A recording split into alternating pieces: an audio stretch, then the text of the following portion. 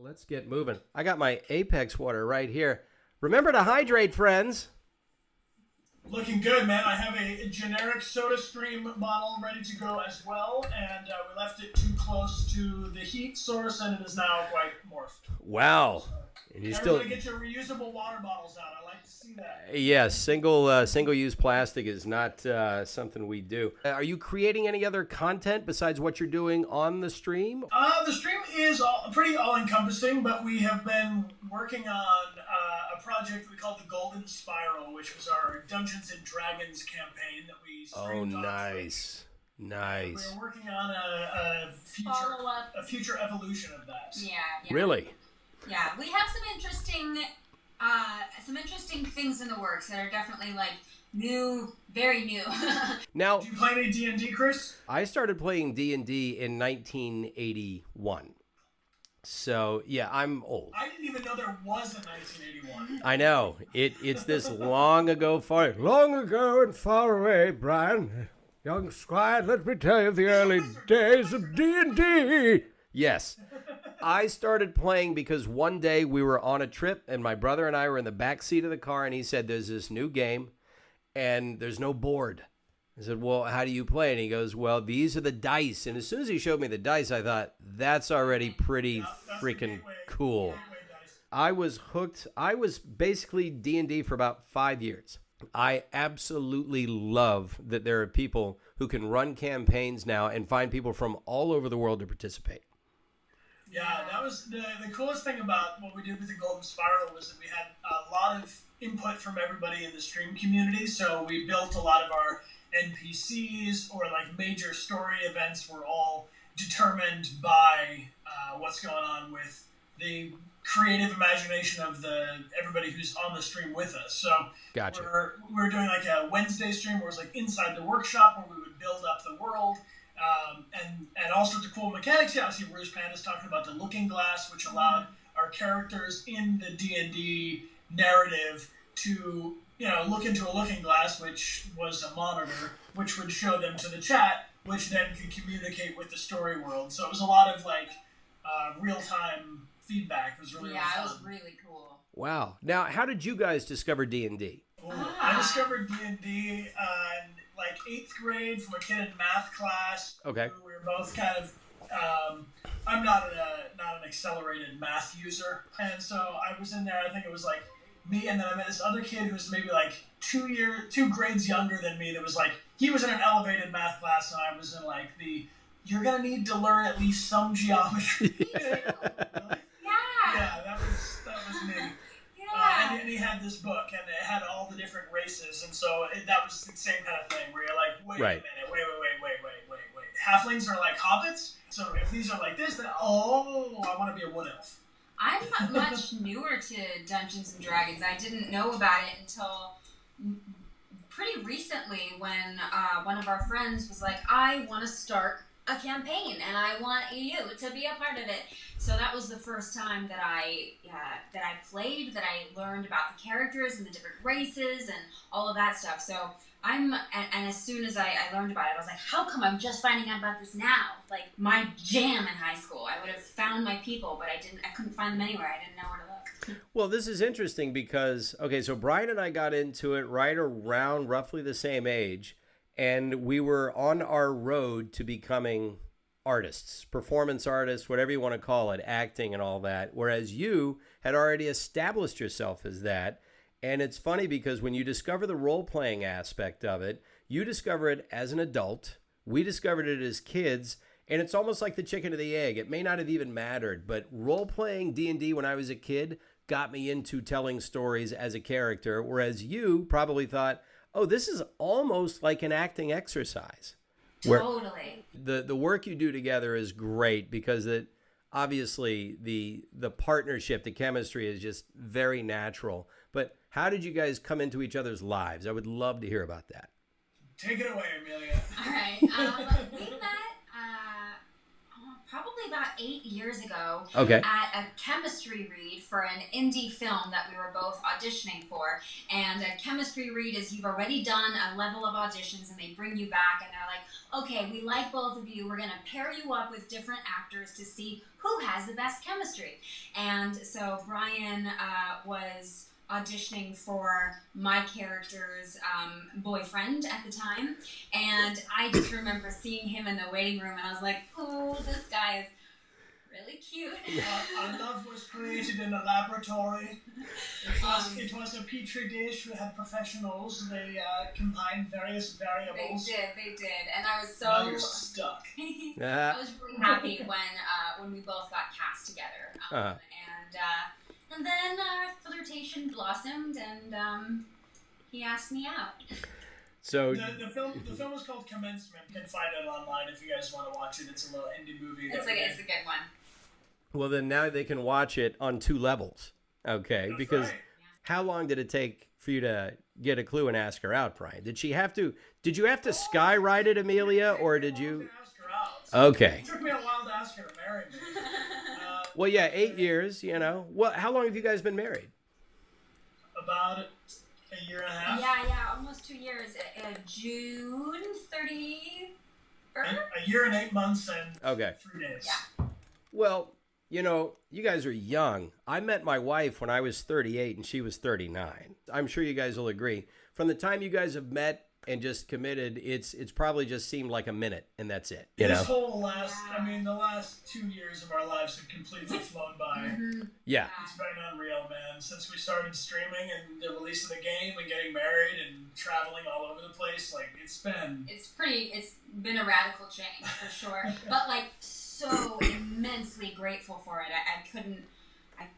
I couldn't even imagine what it would be like if none of this had happened. The stream is 2 years old, all right? And did it basically coincide with the release of Detroit Becoming Human, or was it not long after that? So, you know this working on, whoa, Mr. Devo. Whoa! Hey, Mr. Debo, thank you for the sub gifts. Wait, does that go to my stream or your stream? I can't remember who's... No, that's you. Oh, boy, okay. Well, thank you, friend. I love you. Pathfinder made it awkward. Yo, Mr. Debo, we love Mr. Debo too. He's one of our moderators on our channel, as well as works through PlayStation. Oh, nice. Yeah, we had you get this massive hype train going right now on your channel, man. Yeah, I don't even. I'm so okay, Boomer. I don't even know what a hype train is. So you know. Oh, it's good. It's a train of hype, and it's coming your way. Oh, so it's a good thing. Well, thank you very much, hype train. Yeah, the first time we got a raid, we felt the same way. We're like, what's a raid? What's happening? Yeah. It's bad, we gotta go. Shut it down, shut it down. People told me you should raid so and so, and I would say, why would I do that to him? He's a nice guy. It's like, no, raiding is good. That's really sweet. It's good timing with Debo that per your question. I met Derek at E3 in 2016 when the demo of Detroit Become Human, the hostage rooftop scene, was first released. Okay. And they were playing it behind closed doors and stuff. And then the year later, we saw Debo demoing it for people on the floor. But all this time, we weren't able to talk about Detroit or anything. I mean, you've worked on projects where you're NDA'd and you can't say anything until it's released. Right. And so the same principle is true here, but we're just kind of like sneaking around E3 with Mr. Debo, and I was watching over people's shoulder as they were playing the demo of the game for the first time, and we were learning more and more about just kind of like the ecosystem of Twitch and video games. And I played a ton of video games in high school and stuff, but then went away to school and was like, I'm going to be a serious actor. I'm not going to spend all my time playing video games. You know, cut to 10 years later, and I missed out on pretty much everything from, Halo 1 until, like, Uncharted 4. Like, I feel like I missed, like, that whole... It was a very cool era, yeah. It almost seems like it slingshotted games into a new universe. Totally. And the dependence on performance in games has evolved so much. Like, I remember, like, even talking to my brother when he was playing, like, Metal Gear Solid or something, and, it was like, the idea that maybe they even like, do they use actors for this? Like, like what can I even? Is this even an option of what we can do? Just as the shape of the industry has changed and more, I think especially story games go far on streaming because people really connect to what's going on with the characters and they can share and communicate together. And that created an opportunity to do sort of like a behind the scenes look at what it was like to create Detroit. So I was thinking about getting onto Twitch,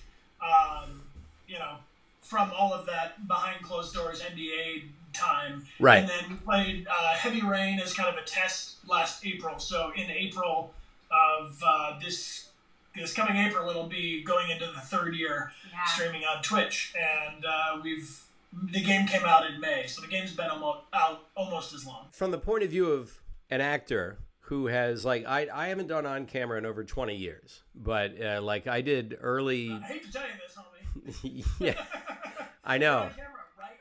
I'm apparently back in it. I did, like, the stuff I did was mainly stuff for Nickelodeon in the 90s, things like that. You guys might have even seen some of it as kids, but I was on All That a few times. If you ever watched All That, I did like 3 or 4 appearances on All That, like the original cast. I did the Mystery Files of Shelby Woo. I was like a bad guy on one of those shows. Yeah, I know. God, I'm going way back. Yeah, I know. I'm taking you back a ways here. And I did, when Kenan and Kel became its own show, I did 3 appearances on that. Also a temple guard in Legends of the Hidden Temple. Is that true? I was not in that. But apparently, if you were an actor... Yeah, I know. That's it. If you were an actor... I know. If you were an actor in Orlando at the time, basically your playing field was anything shot at Nickelodeon and anything that they shot on location there for like the under 5s. People watching at home, the under 5s is anytime they have a part that has 5 lines or less, they don't usually bother casting it in LA. They'll cast it with the locals. That's how I got my SAG eligibility, is I did 1 line on Sequest DSV in 1995. That was my experience. Do you still remember the 1 line? I feel like oh, yeah. Oh, yeah, I can tell you exactly. Oh, yeah. What's your SAG card line? All right, my SAG card line was, I don't care what some pointed head intellectual who can't park his bike straight wants to call you, boy. You're just one thing to me. Actually, that was 2 lines. Yeah, I played a racist in 1962. So, and I'm not kidding. That was my line. They went back in time and they encountered some local rednecks who wanted to beat them up because they were a diverse crew. And then we all got shot by lasers. So, I got what was coming to me. Yeah, a good, nice laser blast to the chest, as I got what I deserved. This little bit of on-camera stuff and the little bit of theater I took in college, I was a drama minor. I did theater in the round. When you're doing, and I'm sure you guys know this better than I do, when you're doing a performance capture game, it's theater in the round. The cameras are everywhere. How does the experience of doing Detroit Becoming Human with the mocap suit on, how does that compare to your experience on a set? Just doing a traditional live action film or TV show. Amelia, you're the pro. You're the true blood, right? Yeah, give us that true blood truth. Makeup is different. Definitely. I mean, working on a film or TV set, you have so much to help inform your character. Whether it's the sets, it's the costume, it's the makeup, it's who you're working with, the props, it all goes into making you become the character and to feel very, very real. On a performance capture set, you don't have a lot of that, so you have to rely so much more on your imagination. I would imagine it's a lot like working with a green screen. I've never done green screen work in that way, but you have to have a very strong, specific imagination to really create the space and make it feel in your mind as if somebody has come in and done all of the set decoration for it, because they're seeing every part of your body, so you have to be rooted in that space and not feel like you're floating. So that, I think, is the biggest challenge, but it's also really exciting because you have to engage a different part of your brain than you would usually. How about you, Bryan? How does it feel? I mean, it's super efficient compared to film and television in that, you've probably recorded some projects where you did the entire thing. Brrr, you gave your whole performance that close, that back to back to back. The same thing's true with performance capture in some regards because there is no set or light to change. So they're able to do a ton of material in a very small amount of time, which means that you have to be much more prepared, I think, than you would need to be for film and television, because I worked on an ABC Family show for recurring episodes, and it would be very easy to be like, I know what I'm doing in this scene today, and then I might come in tomorrow and I'll know these couple of lines for this scene today. Not, we're filming, a third of the game this week or whatever. So it's just much more dense working in performance capture. Yeah, I just worked on a performance capture game for Respawn, and that's all I'm allowed to say about it, of course. And it was 6 scenes a day. Well, and the trick for, a branching narrative kind of thing like Detroit or other games that are similar is that you have all these different permeations of how the scene could go.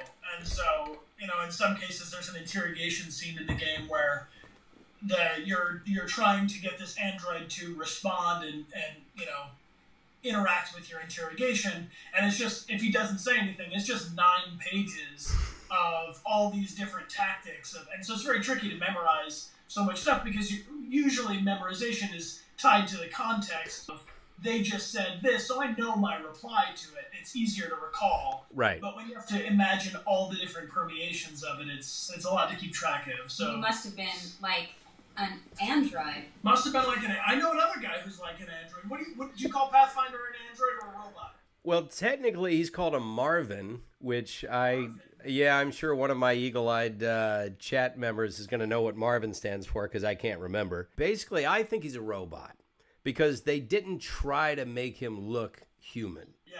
Whereas an android, there's this, you have what you call, I guess, the uncanny valley effect. Right. Where there's a point where you make an android so realistic that up until a certain point, people have warm feelings toward it. But once it begins to look a little too human and less robot, people start to recoil from it. The uncanny valley test is especially difficult to pass if it's your mother. So in regards, I have a lot of people who are like, Connor looks exactly like you, and my mom's like, that's not my boy. That's not my... So... Yeah, I try not to tell my mom what my robot does. Well, he kills a lot of people. He's very happy to do it, oddly enough. He wants to be everybody's friend, but then he kills them. So, there you go. When I announced I was going to be interviewing you guys, or hanging with you guys, everybody kept saying, you have to say 28 stab wounds. Yeah. Bryan will love it. Like, okay, I have no idea what that is, but you did it. Great job. I'd say you're off the hook. It's one of Bryan's lines that he said in an interrogation scene that was just, it was such a jarring shift in his tactic that it's become a meme in itself. Yeah, maybe you can do it in the Pathfinder voice. Yeah. What would that be? You've reviewed the evidence for this android that you're interrogating, and he has stabbed the victim, a human, that you're meant to protect, 28 times. And you're trying to snap him out of it. Let's have it, Pathfinder. So, I understand there's something to the phrase 28 stab wounds. Tell me what that is. He's not talking. Bring in Caustic. I like it. Yeah.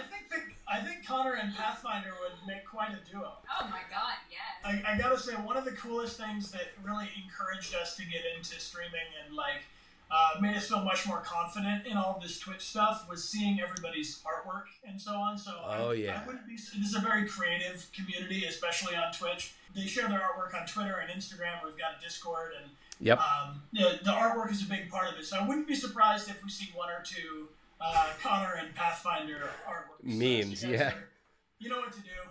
Yeah. Artist, to your palettes. Yeah. It's so cool, man. We did a thing in February where we had one art prompt for each of the days that was put together by our Discord moderator team, headed up by our friend Blue Owls, who I see is here in the chat with us, and a bunch of our other moderators and lieutenants. So thank you guys for being here on the stream. And they compiled an art prompt list thing, which is a really cool way to see what everybody's working on. That's not necessarily Detroit Become Human, but maybe inspired peripherally. You've created an interactive experience with your fans and with fans of gaming where they get to experience a new game with you all the time. Yeah, it's cool. I mean, and also, I mean, from our point of view, it's really amazing to have their input on.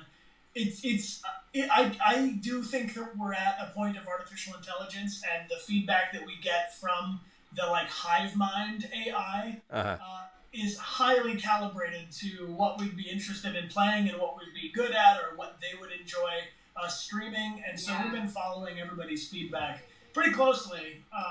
There's some games that, you know, just like we played some of them, we're like, okay, this is not for us.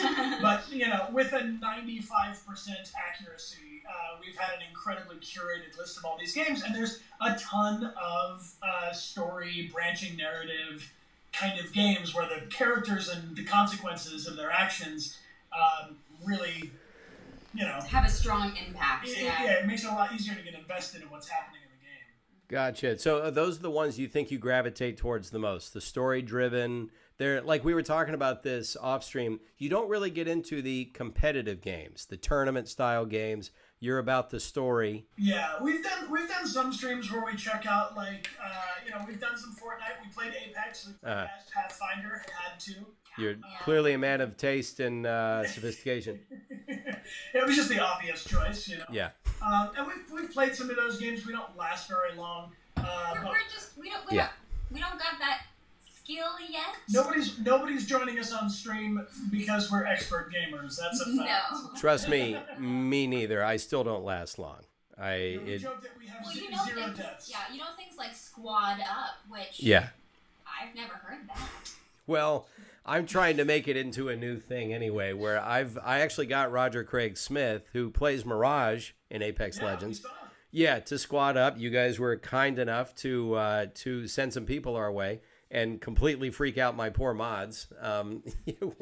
We're a small mom and pop operation over here, but yeah, I like the idea that what I think we identify with most as actors and as people persons is that we enjoy interaction. You're putting a lot of thought into how you're playing the game, into what decision you're going to make next. You're getting a lot out of what your chat is telling you. I think something that's really cool also about these narrative-based games is that they ask really big questions, which are a great Kickstarter to have these bigger conversations about things that maybe you wouldn't talk about normally. So I think that's why I particularly like these story-based games, is because they get us to think about humanity on a bigger picture, our points of view about that, and community, and they spark bigger questions. Yeah, I think that's also the fun part about, you know, why Detroit may have popped off on Twitch and stuff, is that it's fun. I had a lot of fun, especially in the very beginning, before I'd seen all the different permeations of the story, that I could go in and watch somebody play through, have a completely different experience, and because you're there on Twitch, you're getting to experience their reaction in real time live. Whereas if you do voices for a TV show, they're going to watch that at home in their own time, completely separate from you. It's a bit like a return to theater in the way that you can engage with people in real time. They can be playing through the game, and if something is affecting them in the moment, you know, it's much more kinetic. Also see them the chat is just filled with inside jokes. So if you're looking at your chat right now and you're like, I don't know what's going on with 98 postcards, why are they saying Chungus at me, why are they saying 0 deaths? These are all friendly things. Oh, no. Yeah, I can usually tell. When somebody's aggro and when somebody's just, throwing out helpful hints. So tell me, 98 postcards.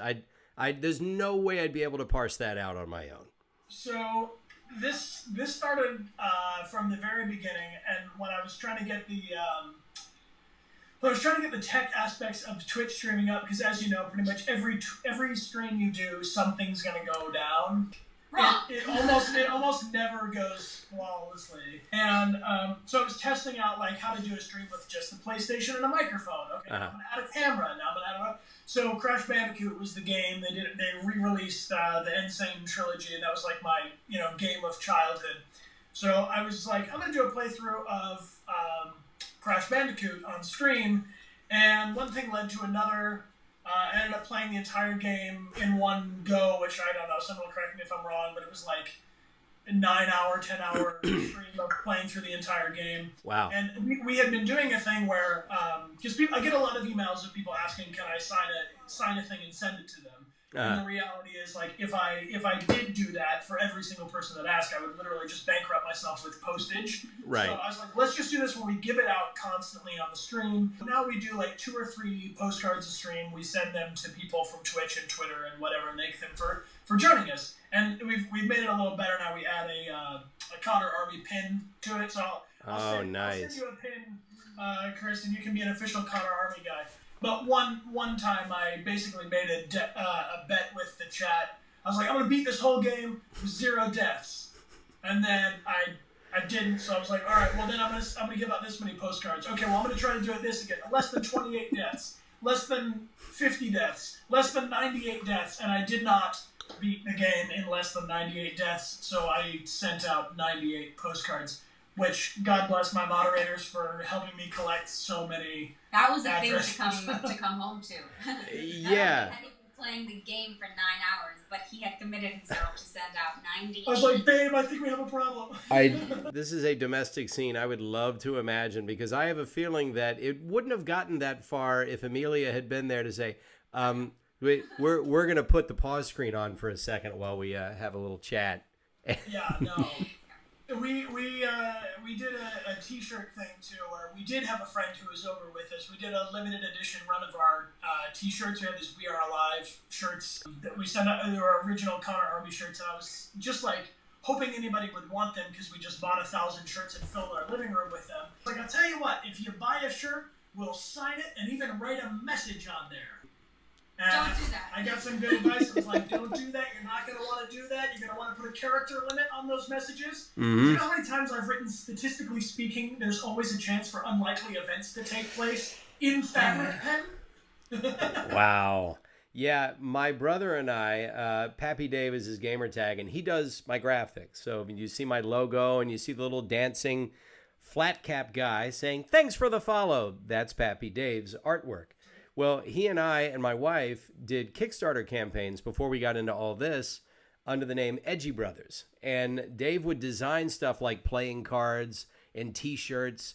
And he designed these super cool playing cards that we got funded on Kickstarter. And then we said, oh, if you promise signed stuff, you get more people pledging. And before we knew it, we had 1,600 backers and we had to sign 1,600 items.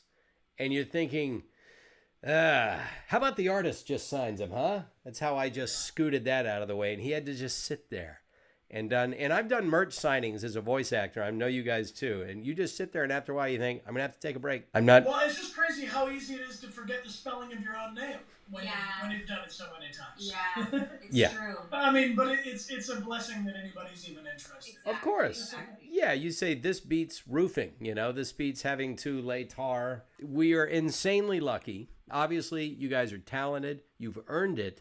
But just to be able to have the chance, the tech, because I was telling you guys this, 15 years ago, these things did not exist for an actor. It's true. Everything's become so much more accessible. Mm-hmm. You can you can shoot something on your iPhone. There's so many ways to make art and to share it with people. With the popularity of your stream, are you having to make compromises in your schedule to allow time for the stream where you might have allowed time for auditioning? Our biggest 2 streams are on Saturday and Sunday. We stream from noon to 3 Pacific, so it's like that's an easier time for us to protect. And then we have intentionally scheduled our streams, kind of in windows where we are more flexible for, like if you had an audition, you could make it happen in afternoon or whatever. Occasionally, also because there's 2 of us, like Amelia will have an audition and I'll do the stream anyway, or vice versa. So we fortunately haven't had to cancel or reschedule too many streams. Yeah. But then, of course, sometimes your internet's not an option, or you're just like, I would say if I could do it all over again, I might have slept a little more, because we would come back from a trip in Thailand and I had before we even left on the trip, been like, we're going to do our thank you, follow up, share all of our travel vlog and stuff when we get back, not thinking about the fact that you're on the other side of the world, you're going to be exhausted and all this other stuff. So I definitely think it's really important, like if anybody's watching and thinking about being a streamer, to like, if you're not feeling it for the day, just tweet that you can't do it. Because the worst thing is when you're live,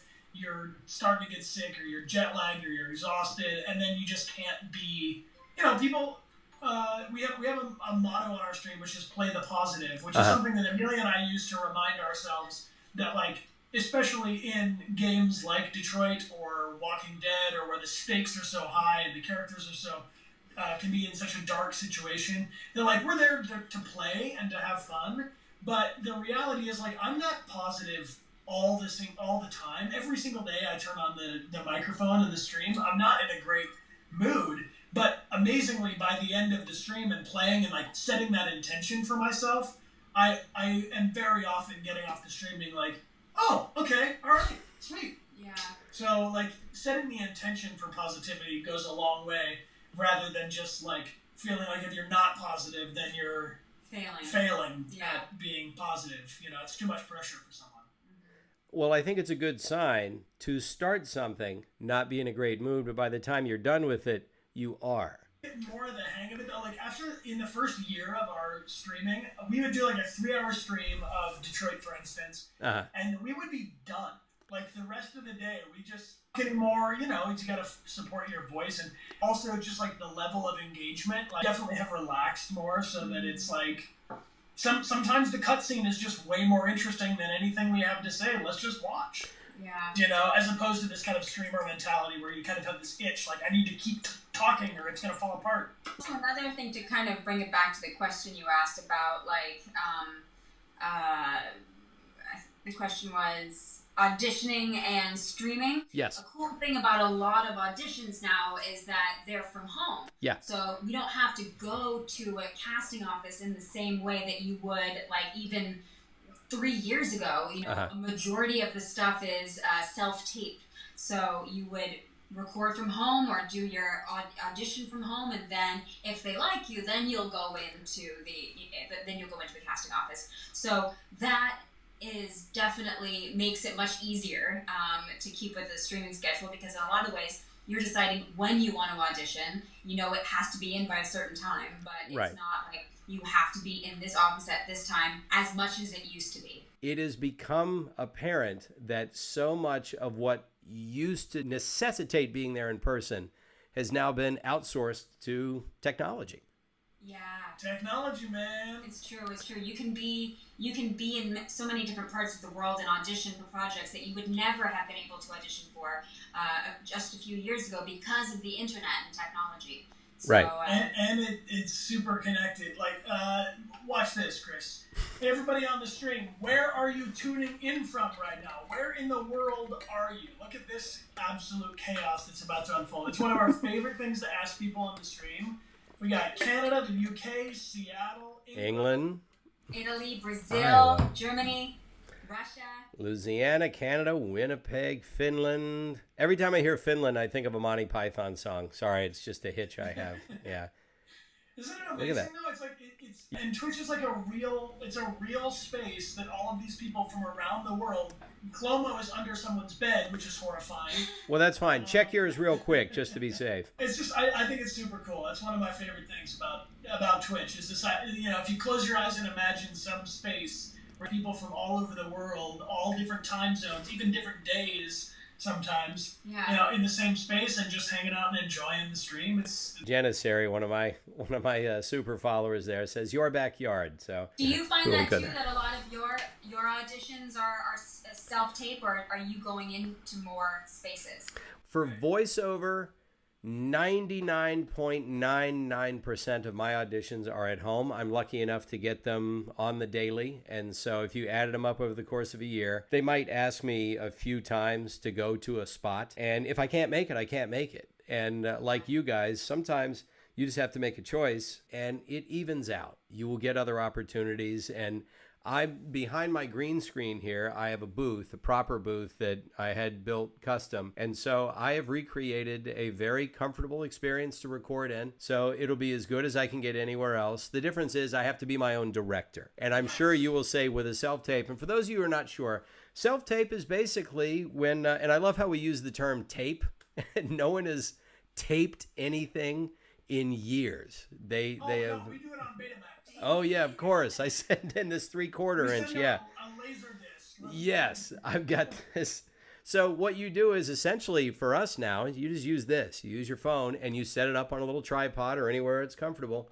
You record and you record your audition as though you're in a casting director's office. You make sure they'll tell you what kind of frame they want, right?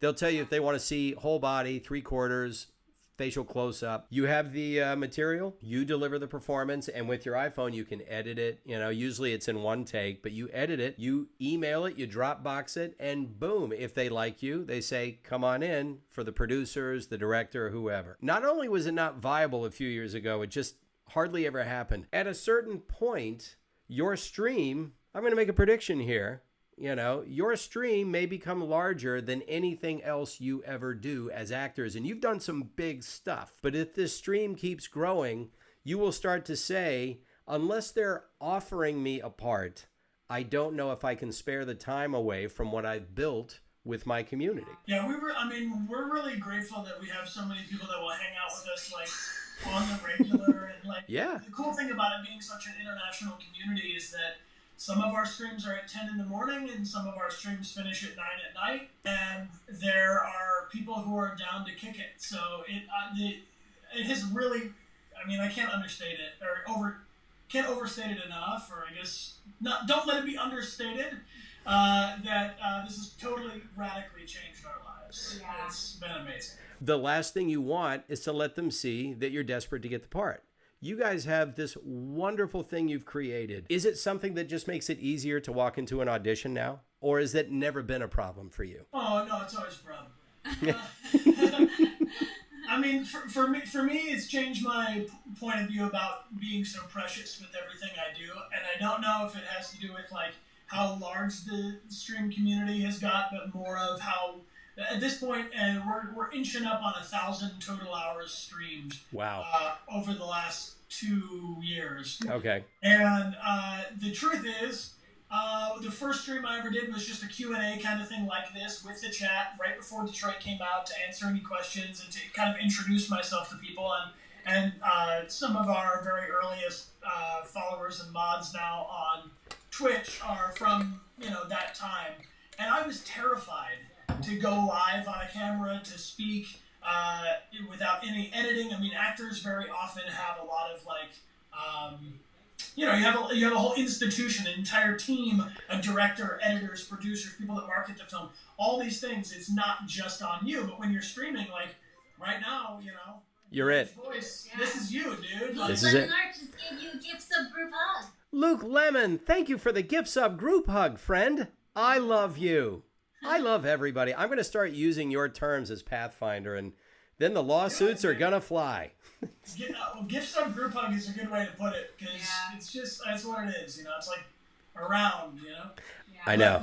Where were we going? About auditions and not being so precious with it. I think this really translates to anybody who is in a creative pursuit, which is to say, like, make a thing, and then make a better thing, and then make a better thing. And so I used to worry a lot about, like, don't do it until I got it perfect. Right. And that's a hard way to audition, because then you put all your eggs in one basket. You don't get the thing, you stop being as brave.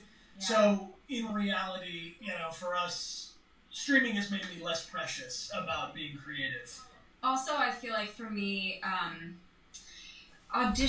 being an actor, definitely, sometimes you can feel like you don't have very much control. I have control over what you are choosing to do in the room. Beyond that, it's totally out of your control. So you can spend so much time working on a certain character, pouring so much of your energy into something, but if your hair is not the right color, it's not going to happen. And so there's a lot that's out of your control. But what I love so much about streaming is that we can choose when we want to turn on the stream. We can choose what games we want to play. We can choose how we want to play it, for how long. So it has given me a sense of control that I just simply never knew before, because for so many years I had been training myself of like, it is out of your control. It is out of your control. And so it feels good to have something that is more in my control. Yeah. Absolutely. You go from being the last person invited to the project. Often the actors are very usually the last people once everything else is ready. Put some voices into it, and when you're streaming, you're producer number one, and so exactly the script on that. Yeah, and you get to set your own hours. You get to decide when to premiere it, and it has made me rethink the idea of content in general. And that's been a discussion the industry has been having for years. A lot of people who are on the chat here who only know me from my stream and only know you guys from your stream, we come from an ecosystem that is all about trying to get gatekeepers to say yes to you. When I came to LA, it was as a comic. And my manager said, you've got to take whoever it is that you are and put it into a 5-minute set. And I never got good at that. I never figured that out. And so the industry never tapped me on the shoulder and said, we're going to put you in this. So, and here you found long form content like Twitch where you can stream for 3 hours at a time. Yeah. And, and guess what I do? I package it into 5-minute videos and put it on YouTube. So how often are you streaming right now? And how long do you stream for when you do a live stream? Like you guys, it's based on my life. It's based on what I think I can deliver to people and give them the best version of me. I don't want to do an 8-hour stream because I wouldn't even like who I am after 8 hours. I mean, I've done a 4-hour stream where I played with subs and followers, and at the end of it, I was a fried egg. If I stare at a screen for too long and play a game, and when you're playing a game on stream, you're not the same player. When I get off, I need a few minutes to adjust to the 3-dimensional world. I've made a promise to myself and to my wife and family, 10 hours a week. That's it. And every now and then I might do 9. Some weeks I might do 11 or 12. But it is, for the most part, it's 10 hours a week. And that's what I have to offer. And I'm going to take that 10 hours and pack it full of every interesting thing I can think to do. Because I'm also a dad. I'm a husband. I'm a voice actor. And I want to stay fit. I want to walk outside and smell the roses. I want to go see movies. I want to be a person who has an outdoor life so that when I come over to the stream, all of that has informed who I am that I'm going to give to the people. And I always encourage them. Chloe Moe did good stuff. Look. Clomo.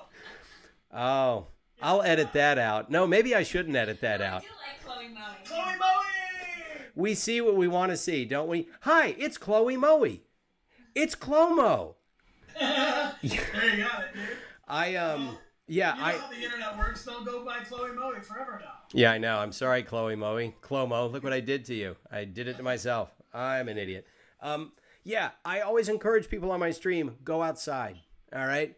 Yeah. Go meet people. We know as artists, you don't have much art to express if you're not living life. If all you guys did was stream. Yeah, I mean, I get very output focused sometimes, and I got a lot of ideas of what we could do. The truth is, like recreation is literally recreation. So yes. If you can take some time to just enjoy yourself and relax and not get too hung up on the whole mechanism spinning around, right, is really valuable. And Amelia and I try to do that. Now we have 2 days a week that we do not stream, Monday or Thursday. Those are like we call them weekends because they're like off the path. But when we do a stream, we make a big point of spending time outside, especially for like, all right, we finished at 3 and the sun's going to be down at 5, so now it's time to go out and have a walk and be in nature and stuff. And like, I just want to echo what you've said to our community too, which is it's awesome that so many people can be around for so much, but it's an internet time where you can literally always be plugged in one way or another. You could be on Twitter, you could be on Instagram, you could be on Twitch, and you can just cycle through all of that forever. And without taking like a deliberate step away from that, it all gets way too overwhelming really fast. Yeah. And we've gone through our own, like in 2 years, a huge cycle of like, we gotta be more in it. We gotta get out of this. We gotta get in it. And so it's always like ebb and flow of where you put your attention. But dude, they just want you to do the Pathfinder voice constantly, bro. Welcome to my world. I know, dude. Why do you think I'm interviewing you guys? I wanted to let them know that, there is other stuff in the world. It isn't just this.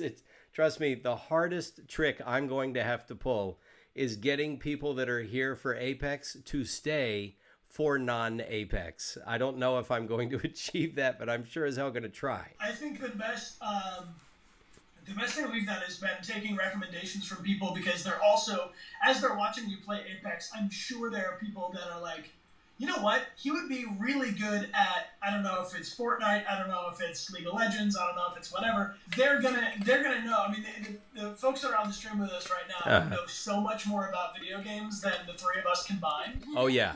If you defer to their expertise, they'll tell you what next game to give a go. Oh, for sure. Well, that's what I do. I have tryout Tuesdays, and I usually leave it to the mods, but I do love to have the chat give suggestions, because as you guys figured out from day one, the stream does not exist without the chat. It is a symbiotic relationship. We feed each other. And so I want to see what people want to see, and they're going to get it through my filter. And like, we played Minecraft, and all I did was break stuff, because I thought, I don't get this game, and so I'm going to just become a rampaging ogre. And it was good programming, let me tell you. Yeah, we gave it a go too, man. We tried some Minecraft, and it was traumatic. It was a lot less chill than I was expecting. I didn't hear zombies and stuff in Minecraft. Yeah, there's a lot of kinky stuff going on in Minecraft. How did you get into the world of performing? Like, where are you from? And how did, I guess maybe a better way to say it is, how did performing find you? Well, when I was younger, I did a lot of dance, a lot of ballet, but I was very shy. Okay. And my younger sister, was much more outgoing than I was. Okay. And she was in an acting class. Okay. And one day we were going to pick her up at her acting class. I think we got there early, and I was invited to join the acting class, and I was really like, I don't know. Right. And I did a scene from Romy and Michelle. Oh, Romy and Michelle's high school reunion, yeah. Yeah, and afterwards I was like, whoa, I was able to come out of my shell in a way that I wasn't before, because I wasn't being me, I was being someone else. And so then slowly I started to do musical theater and start to bridge the dance into speaking in front of people. And then once I was in high school, I was like, this is it. I'm not going back. And I just flung myself completely into that. But honestly, it was my sister and her bravery that pushed me. So how about you, Bryan? What was your path? I read that you were actually from Michigan. I'm actually from Michigan. That's true. That's probably where I started doing the most plays and stuff, community theater and whatever. But I auditioned for the first play. I came at it more from like the tech side of things. Okay. I was really fascinated in cameras, photography. I was like the family videographer. Okay. So I went up to the high school or to the community center to film. My sister was doing the where a Brownie Scout becomes a Girl Scout, the over the bridge ceremony, and was there like just excited to get to use the camera with the mini DV and do the thing. And then a girl from my school was auditioning, and there's historically low rates of young boys in theater on average. So pretty much like, if you can speak, you're in the play. You're in. You're the lead. Yeah. Right. Exactly. So that's how I started doing community theater and stuff, just by being up at a community center, with a camera, and then getting invited to audition. And the same kind of thing as Amelia explained. It's like you have a community, you have a group of people that are all working on a creative project together. I think that's really appealing to me. Like, that's my favorite parts of my life have been based around that. It's like meeting up with other like-minded creative people and collaborating. And I think that, if that's acting, it's awesome. If it's photography, it's awesome. If it, takes whatever shape it takes. Yeah, the funny thing is that I never bagged the good parts in the plays as a kid. I was a little bit of a cut up, but it always went to some other kid. And none of this other stuff blossomed until I was older. I found different ways to express myself. Like, I came out to LA at 27. And you came out here right around when? After college, I guess, Bryan? Well, I came to LA, I met Amelia, and the rest is history. So, like, end of 2011, I moved to Los Angeles. Oh, yeah, so it hasn't even been that long. Yeah. That's pretty amazing. Thanks for saying that. Because to me, I'm like, I've been here forever. Here's what I'll drop some old man wisdom on you. You're going to reach a certain age. You guys aren't even close to that yet. But you're going to start looking back at things you did in your 20s, and you're going to see the person that did those things as another person. I mean, I think that's a big thing for everybody on the stream to keep in mind, too, is like we get a lot of messages from people that are maybe having a difficult time in high school or going off to college or just graduating and trying to, like, survive and make their way in the world. With what you just said being so true, that it's also the case that, like, the next decade of our lives is going to be radically different from this one. So nothing is permanent. Change is the only constant. You only have to show up for today, and tomorrow will take care of itself, kind of thing, In your teens, you're just becoming a person, the first decade is just all, it's lost to nothing but visceral experience. And then, and you're making associations. Your teens, you're starting to really have an idea about the world itself. Your 20s is when you're basically grappling with how to be an adult. And your 30s, you feel like maybe I start to kind of have a handle on this. And then in your 40s, you're thinking, I can't believe how dumb I was in my 30s. And I'm 50, and I have found it helps to look at each decade as a chapter of your life. What are you going to do with this chapter? I started streaming basically as I was turning 50. And that is not your typical age to start streaming, but I thought this is really exciting. I can't wait to see what I do with it and what happens. I'm so glad to see you streaming, man. Yeah. You're doing a great job, and you've got a lovely community here, and I appreciate you raiding over to our channel, and a lot of them are sticking around and joining us, and I hope our folks do the same here with you when you're streaming, because it's cool. We want to try to connect as many of these actor streamers as we can. That's what you guys were telling me yesterday, too, is that I love what you guys are talking about conceptually.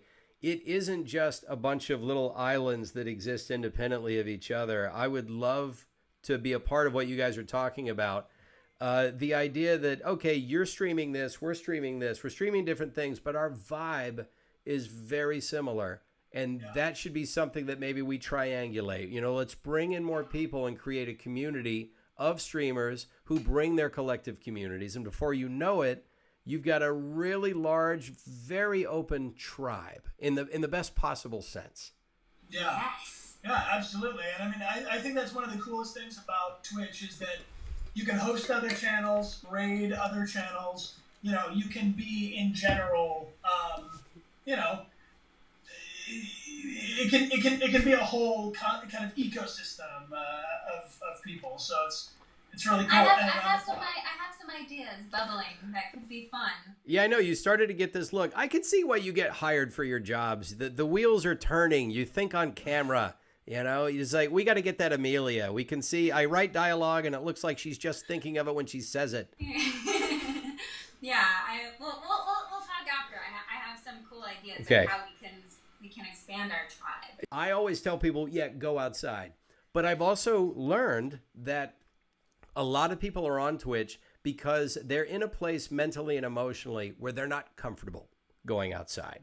And so what we are creating, hopefully, is a place for them to not just feel comfortable, but perhaps begin to learn a little bit at a time how to take that step back out into the world. One of the most valuable things about Detroit as a game is that it puts you in the position of these characters who are basically told not to express themselves, and through one form or another ultimately have to do it to complete the game. and truly expressing yourself and expressing yourself productively in a safe, respectful way is like a huge part to just navigating life in general and surviving it. It can be a really hard thing to do without,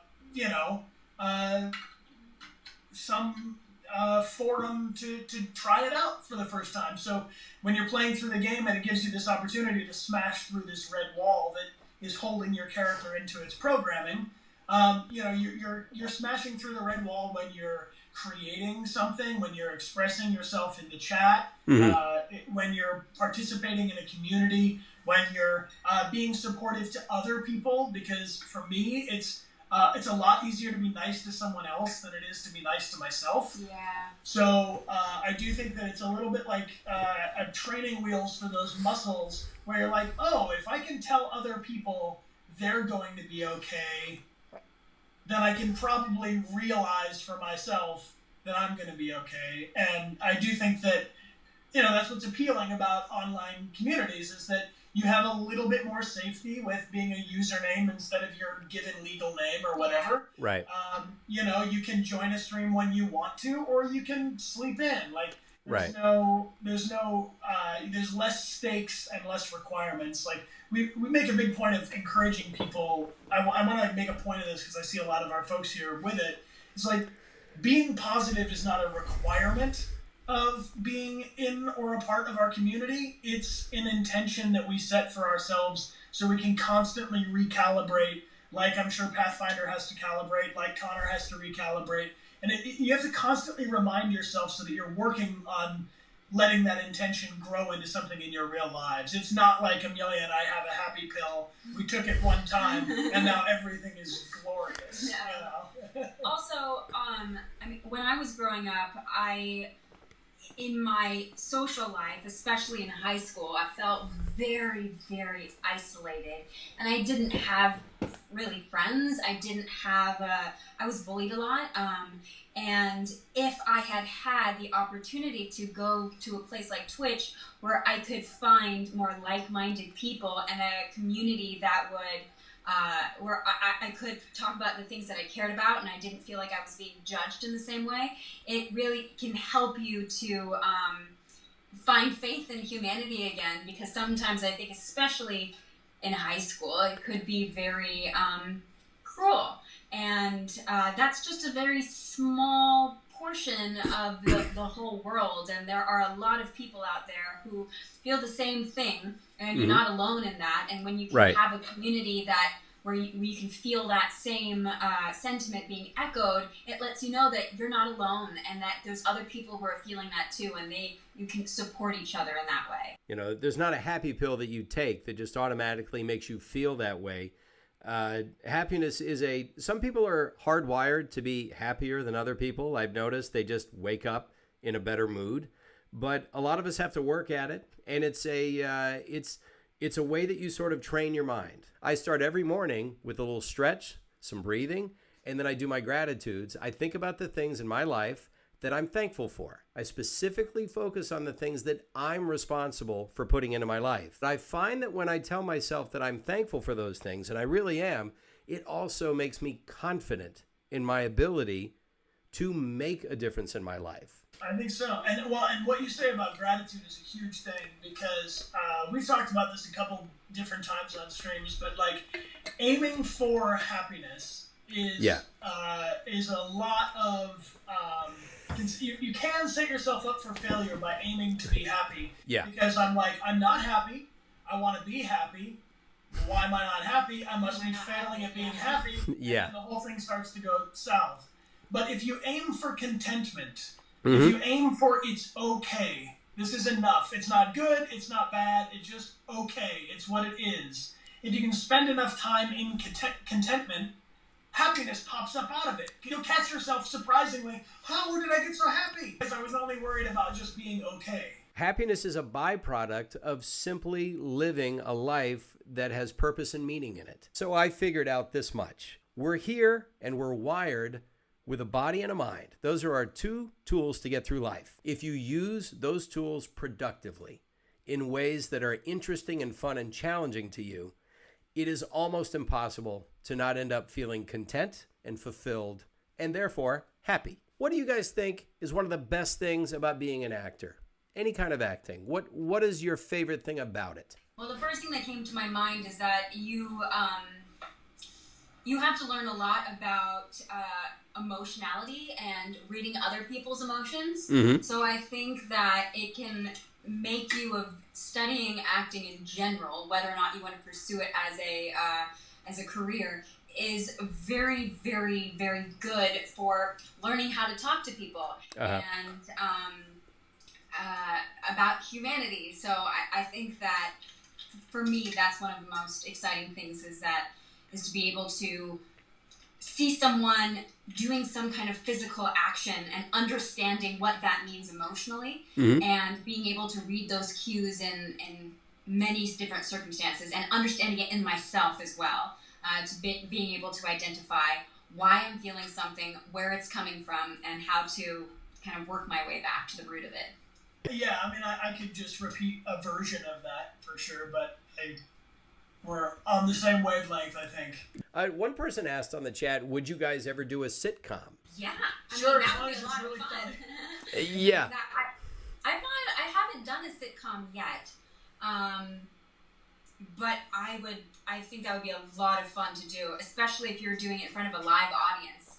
I've been to tapings of sitcoms before, and it's very much like theater, very different, but I have not had the opportunity to do that yet.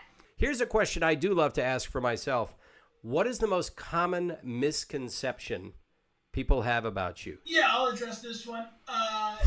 There's a common misconception that everybody who's playing a video game is doing it to be the best in the universe at that game. That there's some sort of Olympian gamer thing I'm going for. And I've never played a video game in my life to be the best at it. So one common misconception is that, like, I'm gonna do it perfectly or something, or that we're gonna play a choose your own adventure game and make all the choices that each individual viewer made while they played the game. Like, you do, it is the identity property suggests that it's impossible for A to be true and B to be true at the same time. So unless everybody on the stream played the game the same exact way, we can't possibly satisfy everybody, in those playthroughs, bending narrative games. I'm playing video games to have fun because video games are fun. That's what we're about. Right. I have to tell this, usually not to the stream. Usually the stream figures out very quickly, this guy ain't in this to win the tournament, because otherwise he is really in denial. But I do try to tell people, I'm here because I'm an ambassador for a game that I'm proud to be a part of. And I am here to connect with people and make connections. Life is about connection. How can we find you before we go? Now, these guys don't know how to find you, but for a lot of my fans that aren't aware that it's Dechart Games over on Twitch, but you also have YouTube, and what other platforms do you have where you reach out? We use Twitter and Instagram mostly, and Twitch is where we do our live streams. And later we upload them to YouTube. The YouTubes are VODs. We have not done a live stream on YouTube. That's where we archive stuff. So if you want to be there when we are really doing it live, Twitch is the place to be. Right. And we also have a Discord as well, but that's predominantly for subscribers of our channel. Do you have like a busy schedule ahead of you as far as conventions goes? Are there places where people can request that you come? Because I know that has a lot to do with it. If people really request that you come to a certain area. Yeah, the best way to get us to come to a convention is by tagging or social media harassing the conventions themselves. But we are going to Seattle at Emerald City Comic-Con next week. Okay. Wow.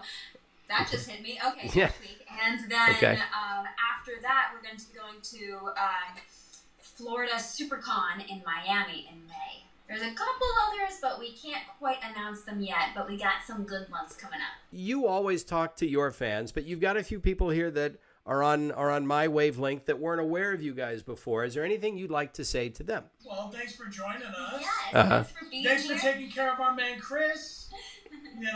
He's good news. He's good news. I try. No, I think it's awesome. Just continue being supportive of each other and of Chris and of other streamers that you really, if you enjoy their work, just showing up or inviting other people to join is like the greatest possible gift. And we do our best to stream and really make it an enjoyable, inclusive experience. So that's always the thing we're working on. So you guys are welcome to join us anytime you like, and we would love to have you, Chris, come join us here sometime. That'd be fun. Absolutely. I'll make the drive so you can do it. And like, you guys had an interview and you actually had the person show up, and I thought, tech-wise, that's the easiest way to do it. Super low tech. Yeah, exactly. And if I may say to my Apex fans that are watching, I don't stream all the time, as you know. If you need a burst of positivity, if you need a dose of just, good vibes, these are the ones to go to, okay? Bryan and Amelia. You want to go feel better about things? Go watch Bryan and Amelia, all right? Oh, my goodness. Thank you. Yes, absolutely.